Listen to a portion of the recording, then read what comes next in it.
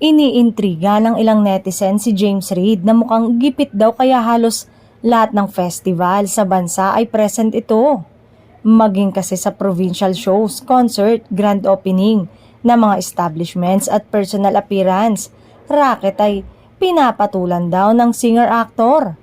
Gaya na lang nitong mga nakaraang araw, ka-join si James sa Music Calap Festival sa Calapan, Oriental, Mindoro.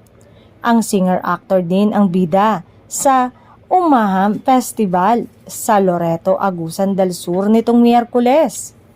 Special guest din siya sa opening ng flagship store ng isang fashion brand at ngayong Sabado ay magpa-perform si James sa UP Fair Rev Music Festival.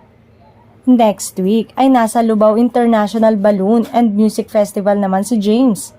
Itong mga bashers naman, nakakaloka at puro nega.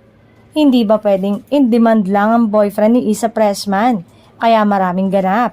Ika nga sa matandang kasabihan sa showbiz, strike while the iron is hot.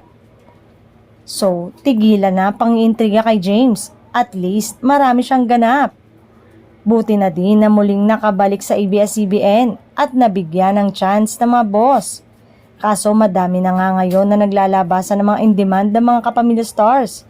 Marami nga lang nang hinayang dahil bongga na sana ang karir nito kung nanatili sa ABS-CBN.